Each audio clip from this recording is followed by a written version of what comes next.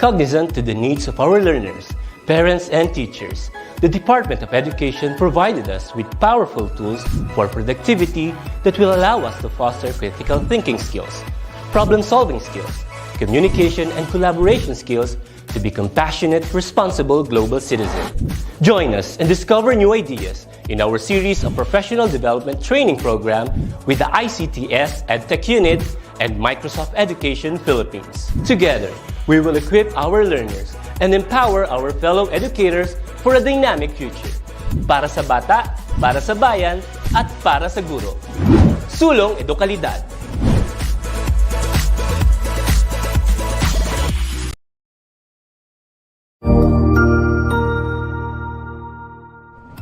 Magandang araw, Sir Wilbur po, at your service. Narito ang ETUlay upang gabayan ka sa inyong pag-aaral upang lubos na maunawaan ang iba't ibang paksa o subject. Ang ETUlay ay isang free online tutorial class na pinangungunahan ng ICTS Educational Technology Unit sa pamumuno ni Undersecretary Elaine Del P. Pascua. Ang programang ito ay hindi lamang para sa mga bata, kundi ito rin ay magsisilbing gabay sa mga magulang at mga guro kung paano nila ituturo o gagabayan sa bawat asignatura ang kanilang mga anak o mga estudyante. Sa kasalukuyan, ang self-learning module mula sa rehiyon ng Calabarzon at kilala sa tawag na Pivot ang ginagamit sa ating ETUlay online class. Kaya ano pang hinihintay ninyo? Ihanda na ang inyong mga ballpen o lapis, papel o kwaderno at samahan kaming itulay ang pagkatuto para sa bawat batang Pilipino. Sama-sama tayong magtutulungan para malampasan ang mga hamon sa panahong ito. Halina't matuto kasama ang inyong online tutor sa oras na ito.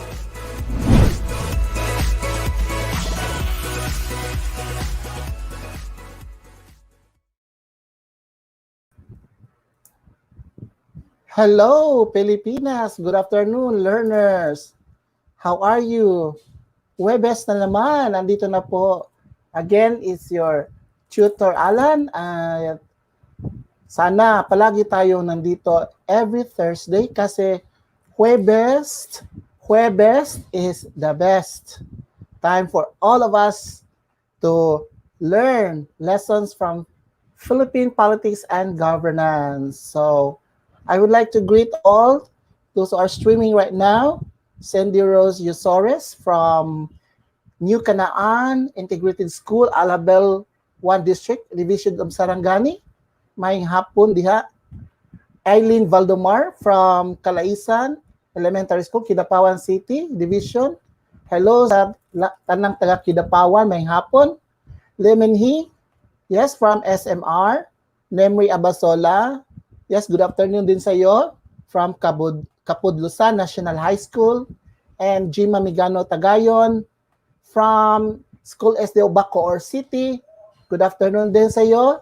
And also John Albert Crisologo Benasa from Nueva Vizcaya Region 2. At sa lahat ng mga nanonood ngayon, Thursday, Huwebes is way best for Philippine politics and governance.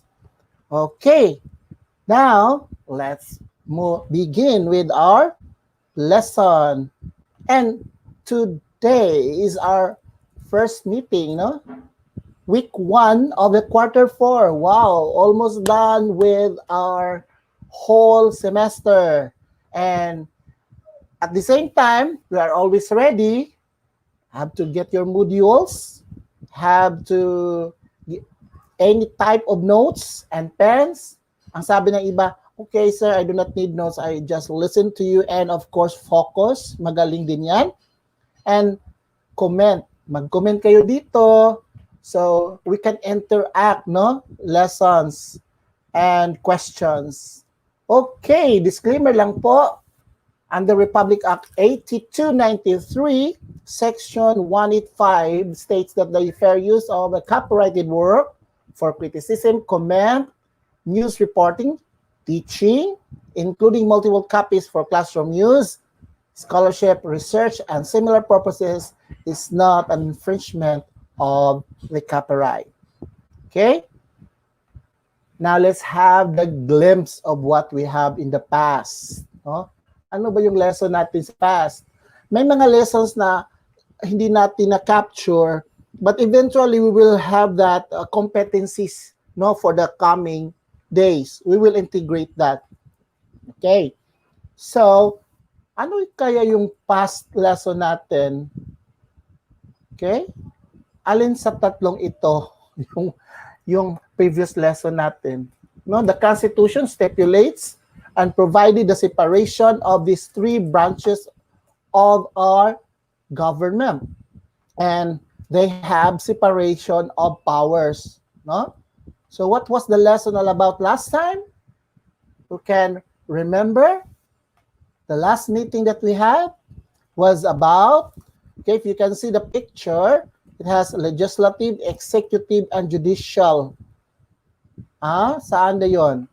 What particular lesson? Okay, so last meeting on air, we have the executive department. So the executive department is headed, of course, by no other than the President of the Republic of the Philippines, Rodrigo Roa Duterte, the first president coming from Mindanao.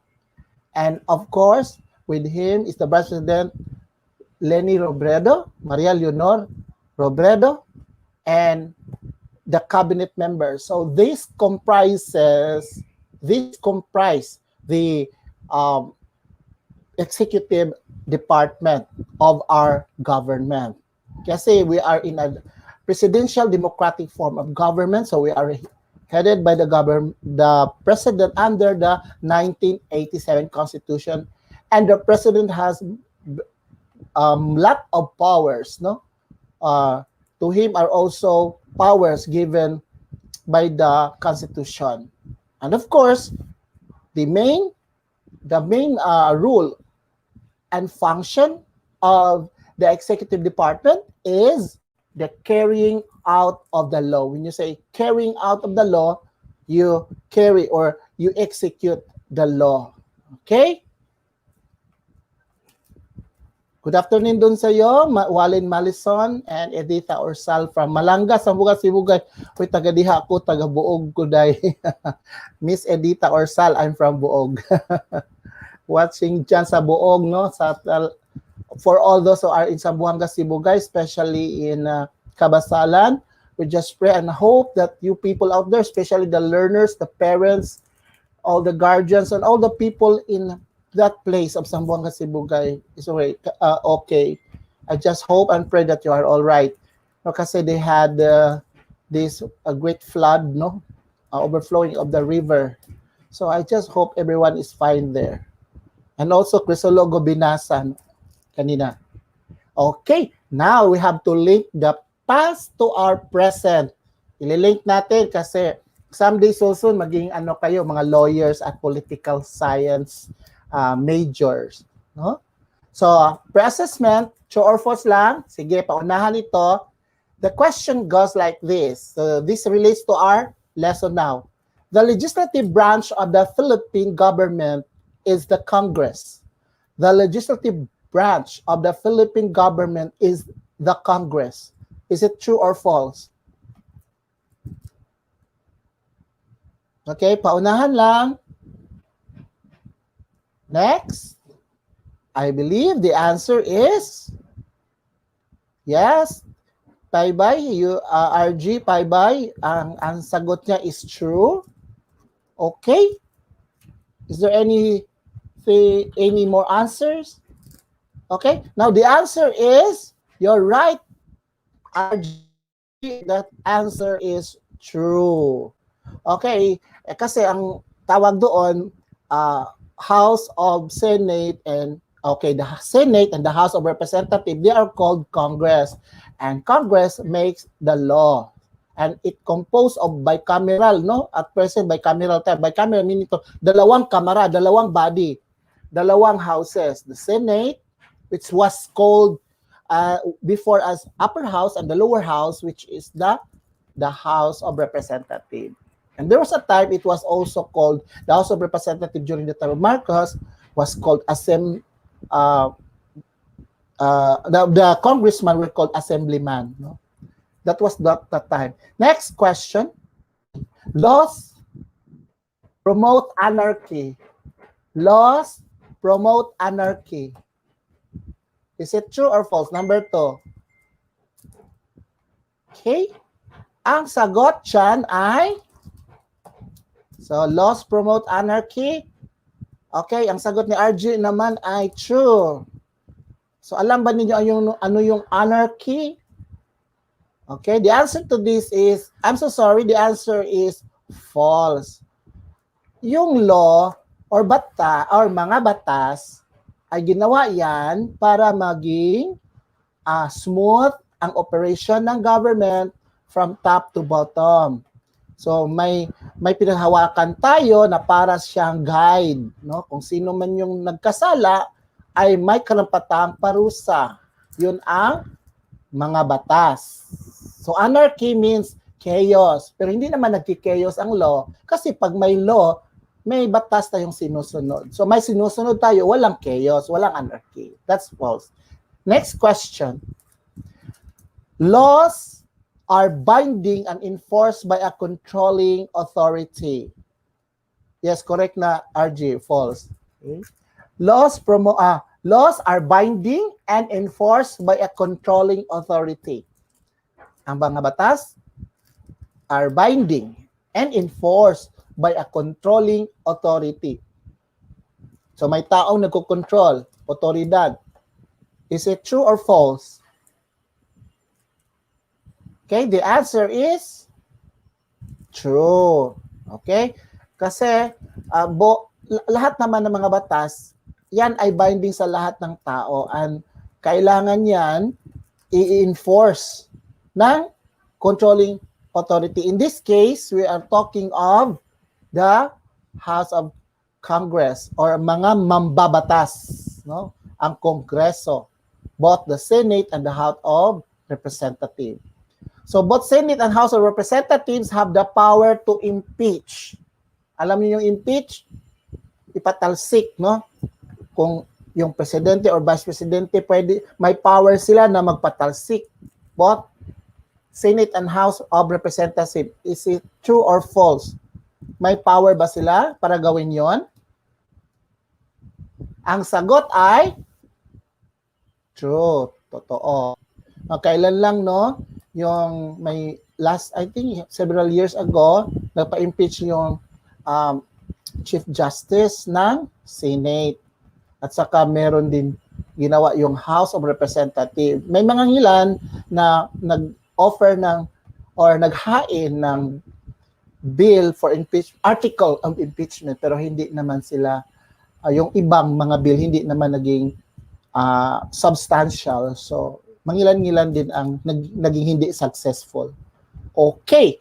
So, ito, if the pictures speak, if the pictures speak yan, if the pictures speak, now, 1,000 words. Now, 2 pictures siya, naging fake na tuloy. O ikaw, ano nga sabi niyo dyan, no? Yung lesson natin ay hinggil dito. Ito yung Senate of the Philippines. The Senate of the Philippines is located in Jose Jocno Boulevard in Pasay, while the other one, the House of Representatives,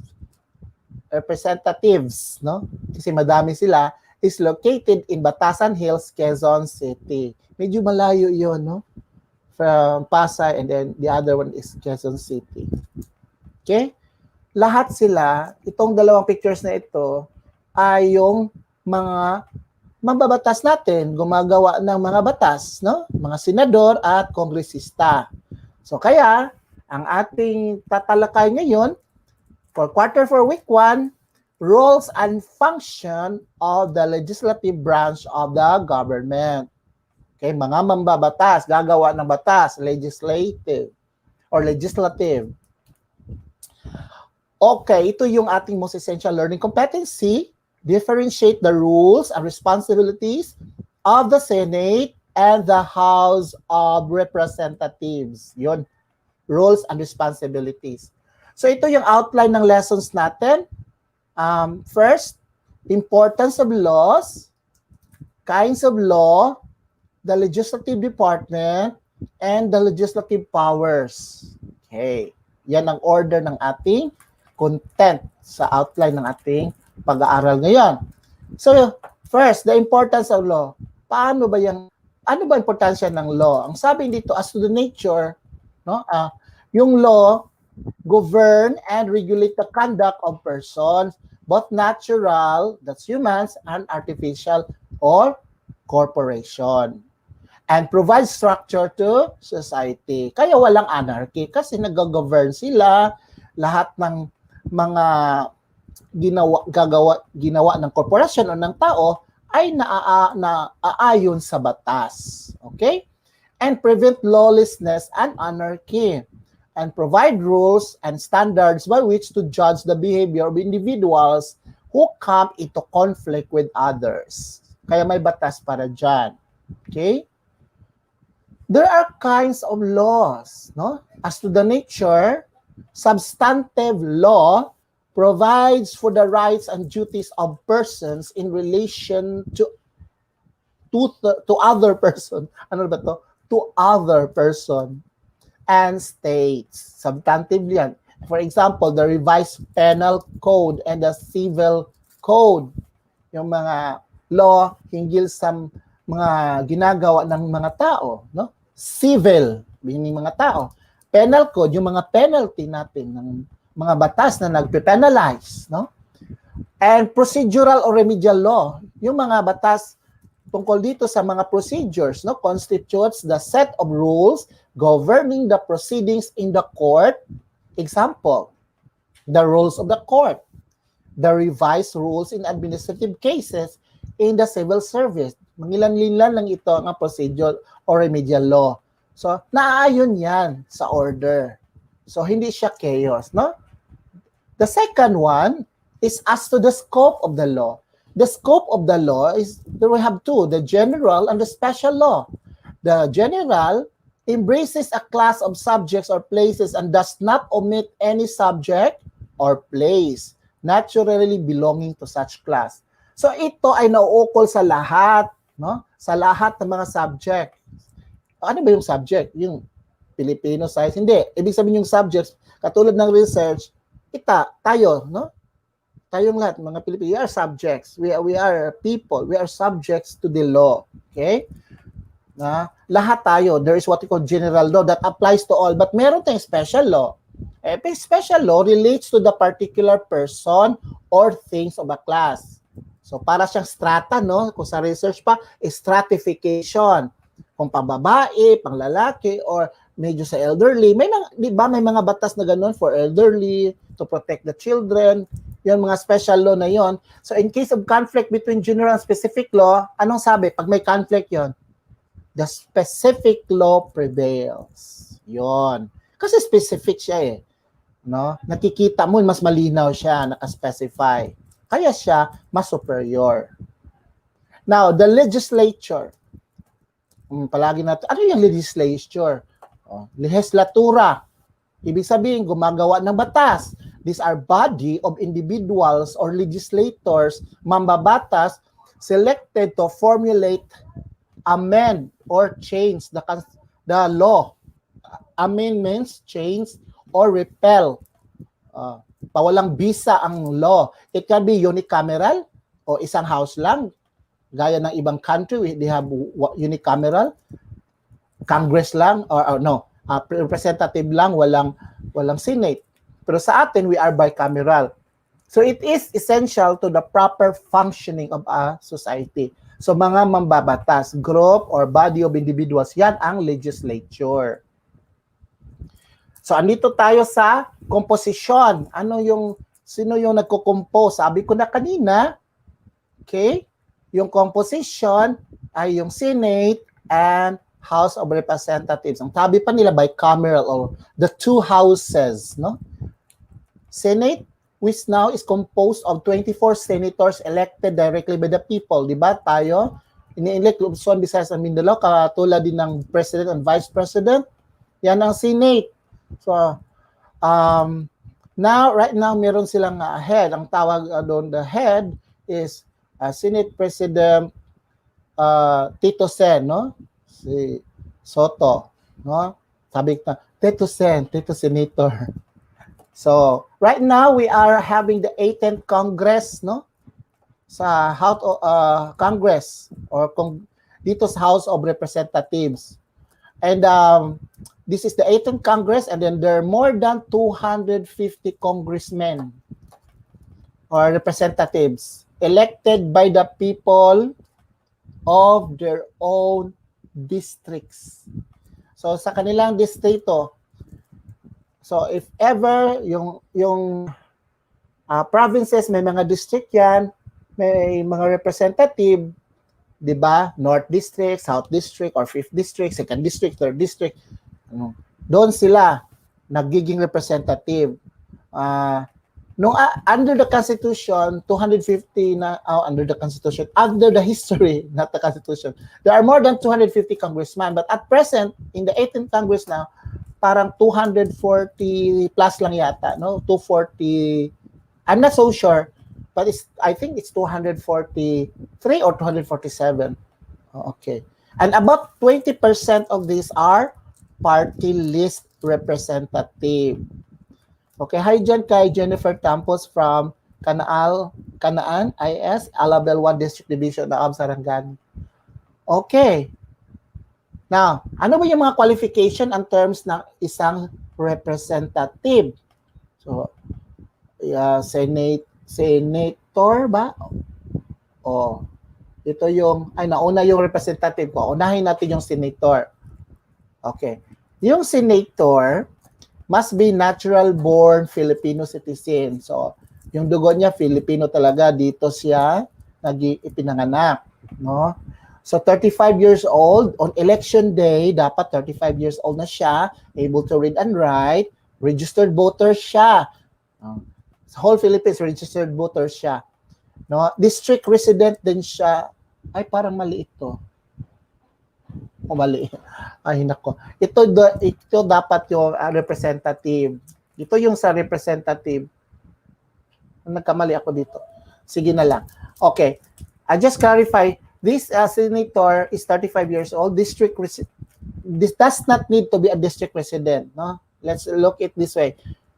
This one that differs between the senator and the House of Representatives. District resident, not less than 1 year. No, does not need Ang senator does not need that one. Only the representative. Kasi binoboto siya sa district. So, yung House of representative, no? Yung representative dapat nandoon siya sa district niya, resident siya. Pero sa senator, di na kailangan, no? Okay, able to read. And then yung senator has to serve 3 years for 3 consecutive years. 3 years lang. Ay, hindi ako. Mali ito. Mali. 6 years yan. That's 6 years. Tama ko yan. Yung senator, 6 years. Ito yun eh. 6 years with 1 term re-election. Nagkalipat yung headings ko. Ito yun. 6 years, 1 term re-election lang. Walang consecutive re-election. So after 6 years, 1 term pwede pa siya mag-re-elect pero hanggang doon lang, no? Wala nang magkasunod na double. So 1 term lang siya. So yung iba, yung kalahati ng Senate, no, nagsiserve ng 1 term and the other one matatapos na. Kaya may election ng senator kalahati. Yon ang sinasabi, okay, ito yung sa senator, nagkalipat sila. Resident, not less than 2 years. Kahit hindi sa district. Resident, not less than 2 years preceding the day of election. Yan ay senador. Never mind the heading, senator yan. Able to read and write. And then 6 years, 1 term re-election. At yun namang sa representative, yun ay ano lang dito, is kailangan residente siya not less than 1 year. Okay? Now, able to read and write. So, may diferensya sila sa edad at saka yung sa residency at saka yung sa term ng office. So, 3 years. Pero, Yung House of Representatives, ito, 3 years lang, pero 3 consecutive term. Yung senator, 1 term lang. So, ibig sabihin, pwede pa siya magpa-elect. Yung mga House of Representatives, yung mga representatives, after 1, 2nd, or 3rd consecutive terms. Diba? Masaya ang buhay. So, there are compositions of the legislature. We have House of Representatives. Okay, there are 2 kinds of the House of Representatives. We have district representative and party list representative. So, the district representative are elected by the voters in their district. Kaya nga yung representative, dapat taga-district din sila. And then, 20% of the House of Representatives are party list. So these are the nominees of party list groups who receive at least 1 to 2% vote of the total number of valid vote of the cast for party list system. Kailangan naabot sila ng 1 to 2% of the total vote. So allowed maximum of 3 seats per party list. So alam niyo, mandami ng party list system, no? Kasi kailangan under the new constitution to represent the marginalized sector of the society, no? Kaya may party list. So, dito na tayo. For the legislative powers, yung mga power ng legislature, we have number 1, the legislative power. Because that's the main purpose of the legislative department of our government. To make laws, to legislate. Now, what happened if both houses cannot agree? They are always debating. Yung bill hindi nagiging law. So, ang tawag doon ay gridlock. Lalak siya, walang movement. So, senators propose the enactment of laws that are general concern. Yon ang ginawa ng senator. Anong pinagkaiba ng yung mga law na enact ng mga senator compared to the Congress or the representative? So yung senators propose the enactment of laws that are of general. So medyo mas general yung sa kanila, no? Sa senator. Okay? Yung sa Congress medyo more specific. Okay? So legislative power, senators propose the enactment of laws that are of general concern to the country as a whole. While the congressman, we call it from the representatives, exclusively initiate all appropriation, revenue, tariff bills, bills on public debt, bills of local application, and private bills according to Section 2, Article 6 of the 1987 Constitution. Yun ang more specific siya, di ba? Mga bills for tariff, yung tariff taxation yan, no? Yung revenue, public debt, yung pagbabayad natin sa ating mga utang, yan ay sa Congress. At saka yung budget din ng ating lipunan ng mga departamento. Okay?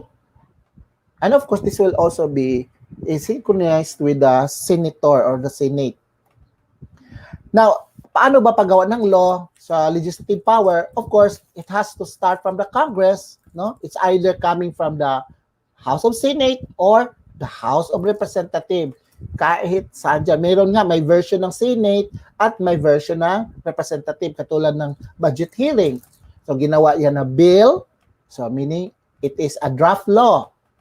No? And then, after 3 readings, pag walang mga objection, walang modification, ipapasa yan sa both houses. Kung galing sa lower house, House of Representatives, ipadala yan sa Senate, o sa Senate, ipadala sa Congress, and then, to be approved by the President if there is no amendments. Pag merong amendments, na again, 3 readings na naman yan, no? Ang daming readings. So the President will sign the law, that into law. So meaning to say, but if the President wants to amend the law or can also veto the law, veto meaning pawalang bisa, no? The President may either sign it or veto the bill and return it to the House of Origin together with the objection to the bill. The veto must be communicated within 30 days from the receipt. No? Yan ang power ng President. Okay. The next one is the power of appropriation. Okay? Appropriation. Yung nag-allocate ka ng budget. So, the power of the purse. Purse yung ating bulsa. So, yan ay gawain ng mga legislative power ng ating legislative department. So, passes appropriation of law to authorize the release of the public funds from our treasury, no? Sa ating kabang yaman. O kabang yaman, no? Kaban natin, madaming yaman niya. Kasi galing ang income natin sa mga taxes, no? So, dapat yung mga taxes natin gagamitin appropriately. Kaya nga may mga kaso na dyan, no? Misuse of funds. So, these government agencies has to do the following process of the budget under the power of appropriation. So, this is the process. First, budget preparation. Budget preparation phase is initiated by the Department of Budget and Management through the issuance of a budget call. And after this issuance of budget call, the various departments and agencies submit the respective agency budget proposal to the DBM. Hindi ko na lang tataasin yan. The next dyan sa budget preparation, budget legislation. So this budget legislation phase starts when the Congress receives the President's budget and ends with the President approves the General Appropriation Act, GAA. No? Ayun. This is known as the budget authorization phase. And then the budget execution phase starts when the approval already has been done. And then accountability. Ano yung accountability? Hindi na the budget is released already to the specific department, there must be transparency. If there is needed to have the regulation or amendments, it can be done and it can be assessed or evaluated. Yun ang tinatawag nating accountability. Hindi kesyo binigay na yung budget, wala tayong accountability ng budget. Okay, third power, the power of taxation. Okay. Yun ang Congress. Sila ang nag-appropriate sila yung may nag-impose ng increase ng taxes ng particular taxable item or transaction in order to increase the government revenue. Of course, dapat yan dadaan sa hearing or sa bill. So, bakit tataasan natin? Bakit tayo magtataas ng taripa? Or bakit tayo magtataas ng bill? May ibat. No? Galing yan sa power of taxation kasi kailangan natin, lifeblood natin yung tax. Pag walang tax, walang ipupondo sa mga department, no? Sa ating mga serbisyo, sa health, kalusugan, no? Sa agrikultura, sa transportasyon at iba pa, ang dami, no? Medisina, health. So power of taxation is the rule of taxation shall be uniform and equitable. Ano ba ibig sabihin uniform? Uniform means that the tax should be applicable throughout the country, and equitability means progressive. As one goes up in income, the rate or the tax rate increases. So iba yung equitable, iba yung equal. Ang yung equitable, too much has been given, much has been required. Kung mayaman-yaman ka, mas mayaman ka, mas mataas yung tax mo. Kaya ayaw ko magpayaman. Kasi yung tax mas mataas. At saka yung pag-single ka din, no? So, yan, yun ang ibig sabihin ng taxation. Para in the eyes of the law, yan naman ay karapat dapat, no? So that's the power of taxation. And the power of impeachment, sabi ko kanina, may power sila mag-impeach, exclusive power to initiate impeachment cases for culpable violation of the Constitution. Ibig sabihin yung culpable, pagkakasala, mea culpa, kasalanan ko, no? Na yan. Constitution, what are these culpable violation of the law or the Constitution? Ito yung treason, no? Treason, bribery, graft and corruption, other high crimes, betrayal of public trust. Oh, narinig na niyo ito, no? Many times. Yan. Anong ibig na yung treason? Parang ipinagkaila mo, parang yun, parang nag-ano ka yung you are doing it in concealment, no? In the law. So, yan. treason yan. Okay? Next. Okay. These power of impeachments, officers, are also impeachable. Sino ba yung mga impeachable officials? Ang presidente, the vice president, the members of the Supreme Court, the members of the constitutional commissions, yung tagagawa ng batas, at saka ang mga ombudsman. Yung ombudsman, sa pagkilala ninyo, these are the ones that look into the regulation of all the government agencies, including the hearing of the government agencies. Kasi may mga administrative cases yan. Kung sa gobyerno ka, dadaan ka doon sa ombudsman. Okay? Yan. Yan, impeachable yan. Well, the power to commence impeachment, yung paggawa ng impeachment, yung commencement to start the impeachment, is given to the House of Representatives. Yun, panimula doon sa House of Representatives. Pag ma-approve yun, ihihiring na doon sa Senate. So the Senate has the sole power to try or trial, no, and decide all cases of impeachment. That's according to our Constitution, no, Section 3 or 6, 36, Article 11 of the 1987 Constitution. So yon, galing sa House of Representatives, then going up to the Senate to try the nagiging siyang trial court, no? So limitation of this power lang, manner of filing, required votes to impeach, dapat 2/3, 1-year bar on the impeachment of one and the same official. So pag mag-impeach ngayon, tapos hindi yon na-realize, hindi mo siya pwedeng mag-file. 1-year bar yan. Well, hindi ka pwedeng mag-file with the same impeachment of that particular official. So, impeachment proceedings are essentially political. We have to know that ano man yung klaseng impeachment na yan, that is political in nature. No? So, huwag nyo lang sabihin, ay, pinopolitika yan. Talaga naman politika siya. It's essentially political trial. And Congress is guided by the rules of impeachment. May mga rules naman. So, the power of legislative inquiry, this is legislative inquiry, meaning ibig sabihin dito, yung mag-i-inquire sila to elicit information that will enable the Congress to craft, particular piece of legislation. Craft, gagawa. The limitations lang nito, the inquiry is in the aid of legislation. Dapat para sa paggawa ng batas. Hindi naman kesyo sasabihin ko, oh, you appear to the Congress for iniimbitar ka. Yun, ibig sabihin nun, aid of legislation yon para paggawa ng batas. Conducted with duly published rules of procedure. Hindi pwedeng kinukulit mo lang. Tabat, number 3, may respeto sa human rights ng tao na pina-invite doon sa Kongreso. Hindi naman yung korte eh. Iba yung sa korte. That will be our third topic, no? The House of the Judicial Branch. So, hindi ito korte, no? Ano lang sila, naghihiring sila. Dapat malaman nyo yan. Okay? And the last is, ang dami nito, yung question R, war powers, act as board of canvassers sa election, election of president and vice president, call for special election, sila din yon.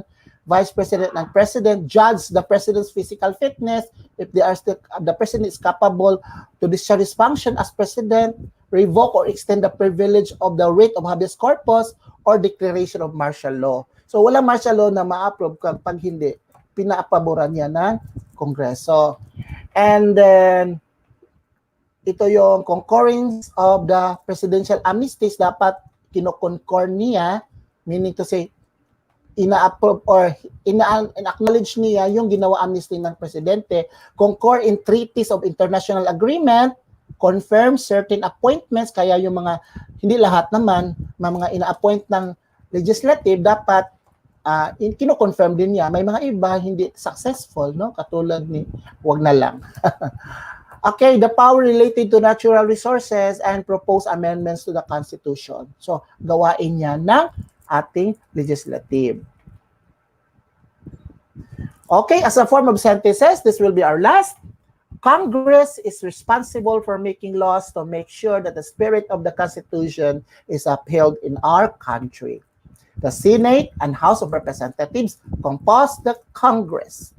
And the powers of the legislative departments are the legislative power, the power of appropriation, the power of taxation, the power of impeachment, the power of legislative inquiry, and other powers. Dami nilang powers, no? Okay, let's check your understanding. Which is which of the following? Ano ba to? I prepared this one, that was last night. Which of the following is the primary role and function of the legislative branch of the Philippine government? So which of the following is the primary role and function of the legislative department? A, it carries out and enforces laws. B, it is authorized to make laws. C, it is authorized to evaluate laws. Or G, all of this. So ano yung primary role and function ng legislative? Okay, Regine Alegado sabi niya D. Legislative ha, tagagawa ng batas. So, ano yung sagot ng iba? 4 lang to. Okay? So, the answer to this is, I'm so sorry, but anyway, walang problema dyan. It is authorized to make laws.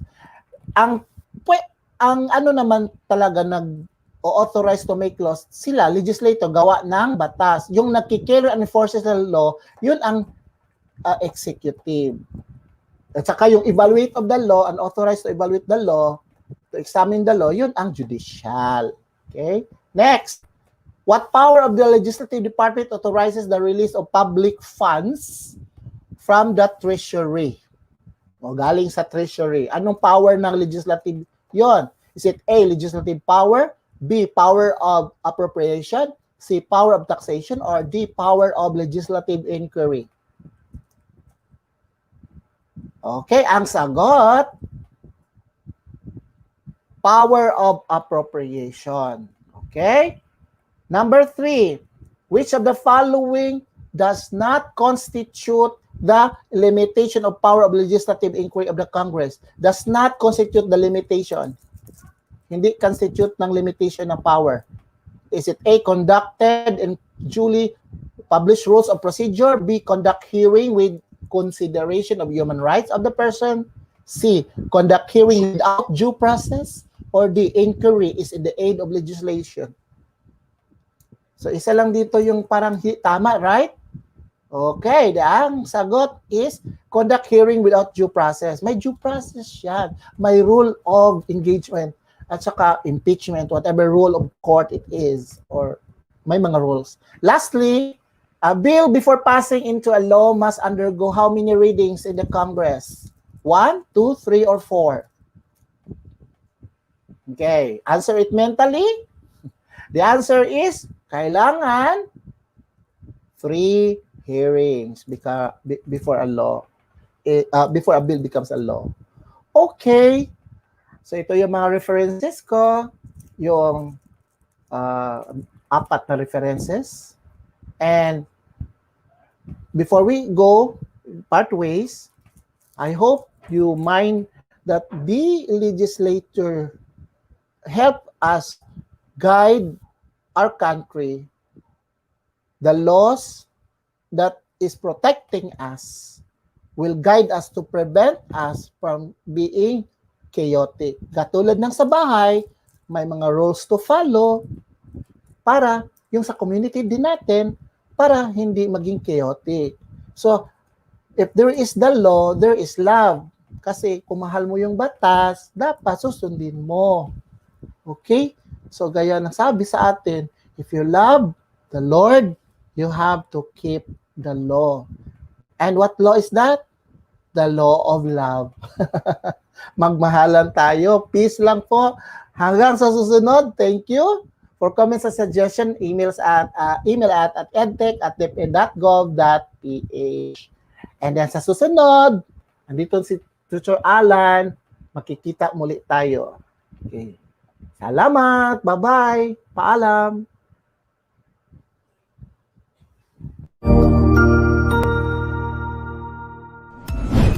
Sigurado ako na marami ka na namang natutuhan sa ating ETUlay tutorial session ngayong araw.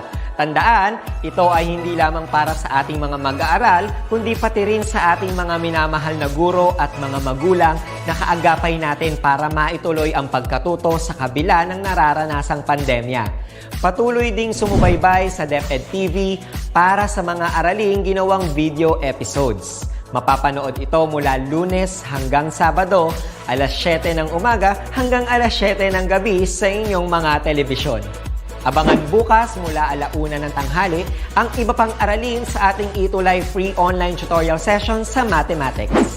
I-like and subscribe at manatiling nakasubaybay sa ating ETUlay tutorial session sa DepEd Edtech Unit FB page at Educational Technology Unit channel sa YouTube at sa DepEd Tayo at DepEd Philippine social media accounts.